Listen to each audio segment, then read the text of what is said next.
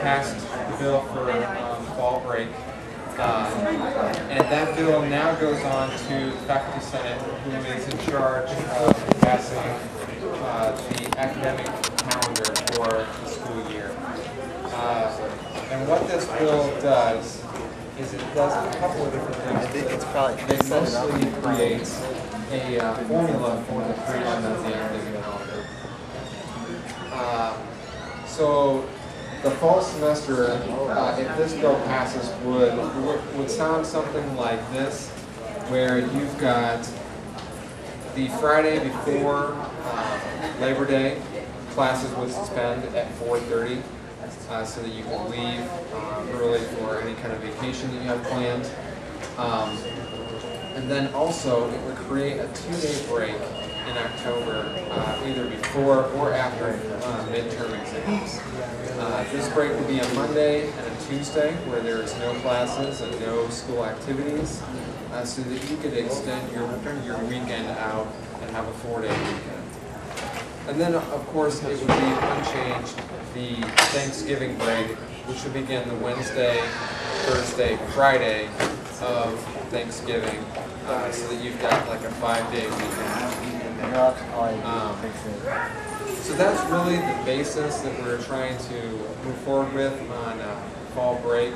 And what we need is students like yourselves to talk to your professors and tell them to support the fall break proposal that's currently being considered in the Faculty Senate. So at this point in time, I'd like to open it up to any questions that you might have about this proposal. And it doesn't necessarily, your questions don't necessarily have to be about the proposal or what the bill would do. You can also ask us questions about anything else that you might want to know about what the student government is doing or how you can get involved. So if you want to just raise your hand, we can get a mic to you, and or you can just shout out your question.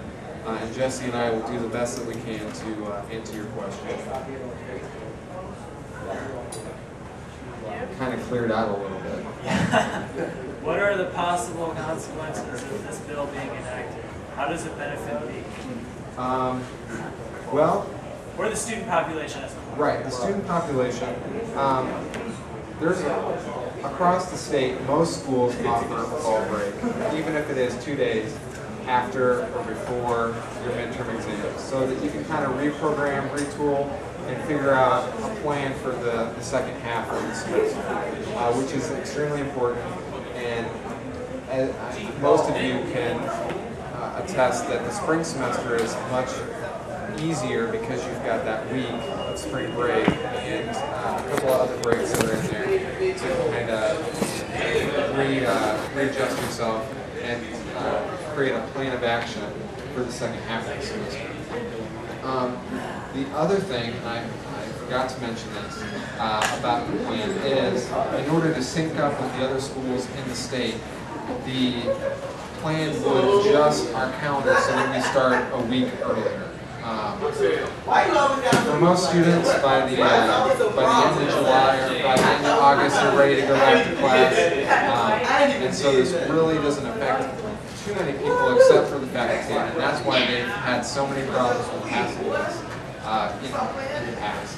So it will require the students to come back a week earlier, so to account for the 2-day break that it sets up in October.